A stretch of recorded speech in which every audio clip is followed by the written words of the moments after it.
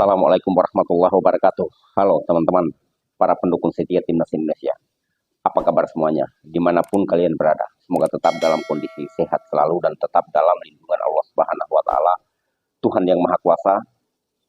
Salam sejahtera untuk kita semua. Om Swastiastu, Namo Buddhaya, salam kebajikan. Tetap semangat teman-teman. Nah, kurang lebih 4 jam ke depan, Timnas Indonesia akan bertanding di round 4 kualifikasi Piala Dunia Zona Asia 2026 menghadapi tuan rumah Australia. Pertandingan ini sangat kita nantikan sebagai rakyat Indonesia, sebagai pendukung supporter Timnas Indonesia. Kita sangat menantikan pertandingan malam ini. Karena keinginan kita, Timnas kita harus mewujudkan mimpi seluruh rakyat Indonesia membawa Garuda terbang tinggi untuk dikenal dunia. Dalam hal ini harus lolos ke Piala Dunia 2026. Namun teman-teman, di balik itu ada kabar yang baru datang dari tubuh Timnas Indonesia, yaitu salah satu bek kiri Timnas Indonesia tidak akan masuk DSP pada pertandingan malam ini. Sangat disayangkan, dia adalah Kelvin Verdong. Seperti yang sama-sama kita ketahui, Kelvin Verdong merupakan salah satu bek kiri terbaik yang saat ini dimiliki oleh Timnas Indonesia. Dan di dalam pertandingan ini sangat dibutuhkan kontribusinya untuk Timnas Indonesia. Namun apa boleh buat, sang pemain dikonfirmasi bahwa mengalami cedera ringan di lehernya. Dan dia tidak bisa dimainkan mengingat kondisinya belum pulih, walaupun ringan namun belum pulih secara total.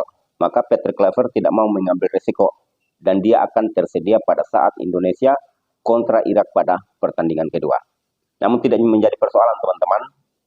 Walaupun Kelvin Verdong tidak akan main malam ini, namun di kiri masih ada kita punya Dan James Saint Patinama.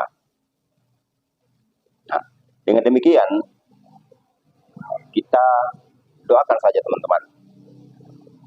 Semoga tim kita malam ini mereka mainnya harus tanpa beban.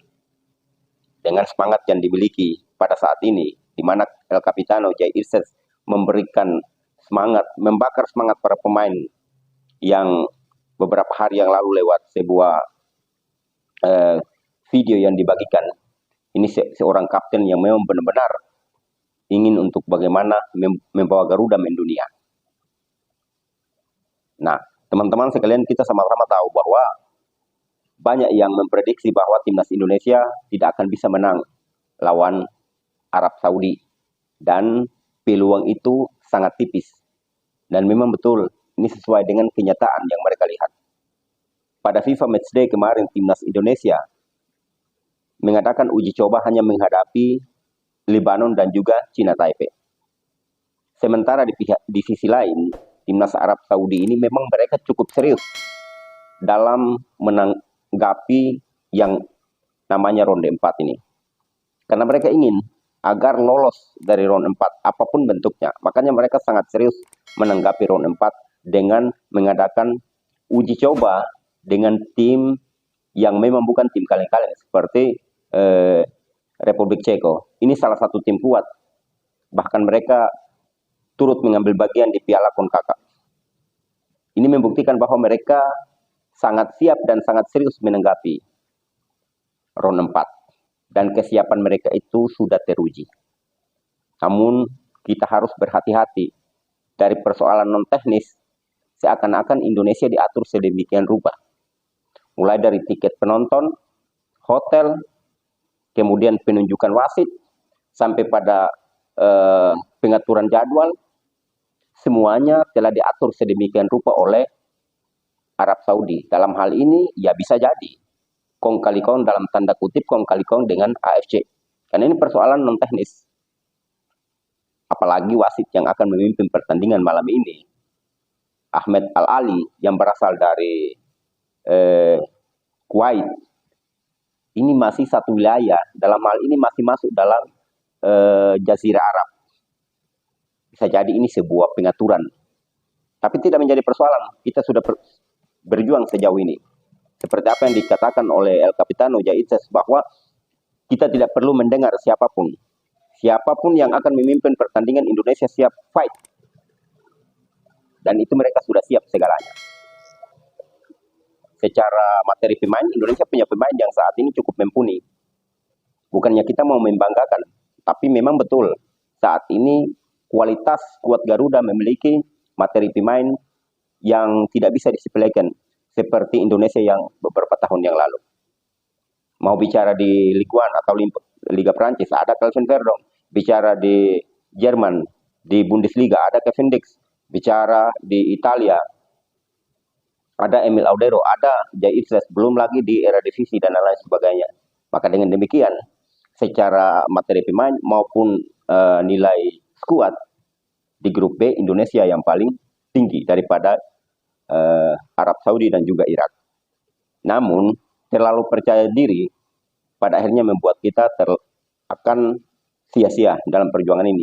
Dengan demikian, saya berharap kepada Peter Clever dan juga para punggawa Garuda boleh percaya diri, namun tidak terlalu harus over percaya diri, karena terlalu percaya diri pada akhirnya kita tidak akan bisa mencapai apa yang menjadi tujuan kita. Nah, teman-teman sekalian, tinggal 4 jam ke depan. Mari kita sama-sama doakan. Semoga 90 menit ini bisa membawa hasil yang baik, hasil yang positif, agar 90 menit yang kedua sudah tidak menjadi beban lagi kepada tim kepelatihan maupun punggawa Garuda. Karena terutama para pemain, karena mereka ini yang paling bertanggung jawab, ataupun mereka ini lah yang bagaimana caranya mereka harus menang.